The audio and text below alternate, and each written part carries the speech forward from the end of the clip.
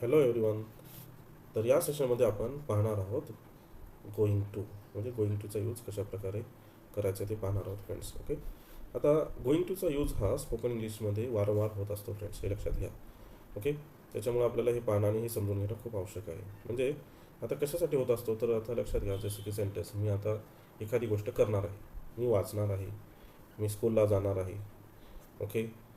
मी बाजाराला जाणार आहे. ओके. ती माझ्यासोबत येणार आहे. ओके. आम्ही ते करणार आहोत, आम्ही जाणार आहोत. म्हणजे अशा प्रकारचे जेव्हा सेंटेन्स तुम्ही बनवता त्यावेळेस तुमच्या लक्षात येईल की तिथे गोईंग टूचा यूज इथे होत असतो फ्रेंड्स, हे लक्षात घ्यायचं तुम्हाला. ओके. तर गोईंग टू आणि गोईंग याच्यामध्ये थोडंसं फरक आहे. हे गोईंग टू हे सेपरेट एक एक फ्रेज म्हणू शकता किंवा मॉडेलवर म्हणू शकता, असं एक तयार झालेलं आहे फ्रेंड्स. त्याच्यामुळे याचा अर्थच थोडासा वेगळा होतो आणि हे जास्तीत जास्त कशा प्रकारे यूज होतं ते तुम्ही पुढे तुमच्या लक्षात येईल.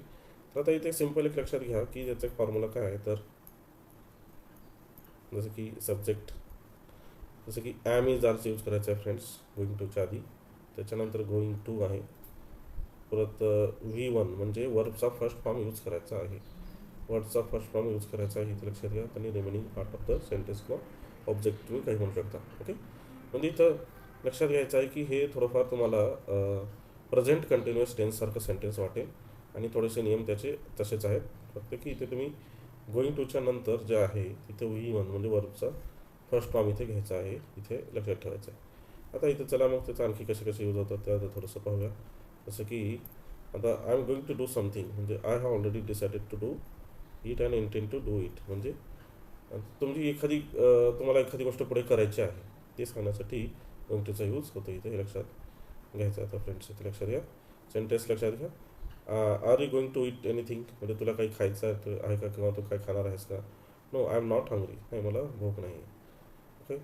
परत त्याचबरोबर what is the she is going to do with the money, ती पैशासोबत काय करणार आहे.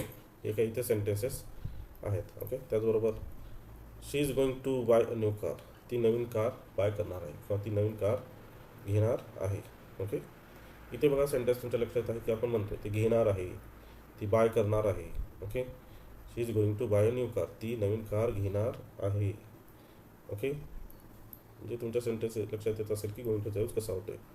I am just going to make a quick phone call, can you wait for me म्हणजे मी आता just I am just going to make a quick phone call, मी तुला एक क्विक फोन कॉल करणार होतो. ओके. किंवा मी करणार आहे, मी एक तुला फोन कॉल करणार आहे. The children smells horrible, I am going to the cheese smells horrible, I am not going to eat it. Cheese हा त्याचा तो भयानक वास येतो आहे, त्याच्यामुळे मी ते खाणार नाही. ओके. म्हणजे ते तुमच्या लक्षात येत आहे की तुम्ही या ह्याच्यामध्ये क्वेश्चन विचारले आहेत, पॉझिटिव्ह सेंटेन्स सांगितले आहेत, त्याचबरोबर निगेटिव्ह सेंटेन्सचा यूज झालेला आहे. म्हणजे ओव्हरऑल तुमच्या लक्षात येत आहे की एखादी गोष्ट मी करणार आहे किंवा करणार नाही किंवा करणार आहेस का किंवा तुम्ही करणार आहात का, अशा प्रकारचे जेव्हा तुम्ही क्वेश्चन्स विचारता, निगेटिव्ह सेंटेन्स म्हणता किंवा पॉझिटिव्ह सेंटेन्स म्हणता, तेव्हा इथे गोइंग टूचा यूज होतो फ्रेंड्स, हे लक्षात ठेवायचं आहे. त्याचबरोबर एखादी गोष्ट जर तुम्ही डिसाईड केली असेल, तुम्ही जर ठरवली असेल, तर ती ठरवली गोष्ट सांगण्यासाठी तुम्ही गोइंग टूचा यूज करता. किंवा एखादी गोष्ट तुम्ही अरेंज केली असेल. ओके. त्याचबरोबर त्याचा यूज होतो. जसं की जसं इथे एक एक्झाम्पल इथे लक्षात घेतलेलं आहे फ्रेंड्स, इथले बघा की युअर शूज आर डर्टी, तुझे शूज कसे डर्टी आहेत. बी काय म्हणतो, yes I know, I am going to clean they. हो मला माहिती आहे की मी त्याला, हो मला माहिती आहे मी ते क्लीन करणार आहे, मी ते स्वच्छ करणार आहे. म्हणजे ऑलरेडी तुम्ही ते डिसिजन घेतलेली आहे ते सांगण्यासाठी इथे गोइंग टूचा यूज करता येईल आपल्याला फ्रेंड्स. आता पॉझिटिव्ह सेंटेन्सवरून आपल्याला आणखी लक्षात येईल की कशा प्रकारे समजेल. जसं की I am going to read, मी वाचणार आहे. We are going to start today, आम्ही आज सुरुवात करणार आहोत. किंवा okay, you are going to listen, तू ऐकणार आहेस. He is going to explain, तो स्पष्ट करणार आहे. She is going to finish, ती संपवणार आहे किंवा आज ती पूर्ण करणार आहे. It is going to fly, ते उडणार आहे. Students are going to ask, विद्यार्थी विचारणार आहेत. ओके. आता हे काही आपल्याला लक्षात आलेलं आहे की हे पॉझिटिव्ह सेंटेन्स आहेत फ्रेंड्स. आता पुढे जाऊन आता बघा निगेटिव्ह सेंटेन्स कशा प्रकारे हे आहेत की आता निगेटिव्ह सेंटेन्स बनवत असताना he is not going to come म्हणजे तो येणार नाही, म्हणजे इज जे आहे am is are, okay okay, तर त्याच्या पुढे आपल्याला नॉटचा यूज करायचा आहे, सिम्पल इज नॉट ओके, लक्षात येते. She is not going to come, ती येणार नाही, किंवा she is not going to cook, ती स्वयंपाक करणार नाही. They are not friends, they are not going to join, ते सामील होणार नाहीत. I am not going to buy new car, मी नवीन कार घेणार नाही. Students are not going to write, विद्यार्थी लिहिणार नाहीत. They are not going to get married, ते लग्न करणार नाहीत. ओके, अशा प्रकारे तुम्ही निगेटिव्ह सेंटेन्स इथे बनवू शकता फ्रेंड्स. ओके, तर हे लक्षात आल्यानंतर त्याचबरोबर आता आपण काही क्वेश्चन्स पाहूया कशा प्रकारे झालेले आहेत. आता क्वेश्चन बनवत असताना आपल्याला माहिती आहे की ॲम इज आरचा यूज जो आहे तो सुरुवातीला घेऊन आपण क्वेश्चन बनवतो. ओके, जसं की आता इथे बघा, are you going to buy new car, म्हणजे तू नवीन कार घेणार आहेस का.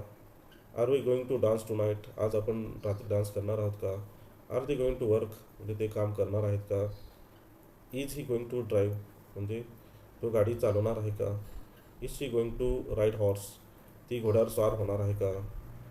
Okay, is it going to rain, म्हणजे पाऊस पडणार आहे का. ओके, म्हणजे अशा प्रकारे तुम्ही क्वेश्चन इथे बनवलेलं आहेत फ्रेंड्स. ओके, अशा प्रकारे तुम्ही क्वेश्चन इथे बनवू शकता. ओके, तर होप ते तुम्हाला हे लक्षात आलं असेल की गोइंग टूचा यूज करून तुम्ही एखादी गोष्ट जी ठरवलेली आहे किंवा मी करणार आहे हे सांगण्यासाठी तुम्हाला कशा प्रकारे त्याचा यूज होतो हे तुमच्या चांगल्या प्रकारे लक्षात आलं असेल फ्रेंड्स. ओके, तर तुम्ही हे सेंटेन्स अशा प्रकारचे सेंटेन्स बनवायचा प्रयत्न करा. वेगवेगळे सेंटेन्स तुम्ही बनवा आणि करून पहा, म्हणजे तुम्हाला ह्याची चांगली प्रॅक्टिस होईल आणि स्पोकन इंग्लिशमध्ये याचा तुम्हाला फायदा होईल. मस्त आपल्या फॉर्म्युला लक्षात आहे की simple am is are subject plus am is are, त्याच्यानंतर गोइंग टू, त्याच्यानंतर V1 लक्षात घ्या इथं घ्यायचं आहे. जी गोष्ट तुम्ही करणार आहात त्याचा वर्बचा फर्स्ट फॉर्म इथं घ्यायचा आहे आणि आपल्याला सेंटेन्स इथं बनवायचा आहे फ्रेंड्स. ओके, तर होप तुम्हाला हे चांगल्या प्रकारे समजलं असेल आणि आणखी चांगल्या प्रकारे समजण्यासाठी परत हा सेशन परत एकदा तुम्ही रिपीट करून पहा, म्हणजे तुम्हाला चांगल्या प्रकारे समजेल फ्रेंड्स. ओके, होप तुम्हाला समजलं आहे असं मी आशा करतो. Thank you friends.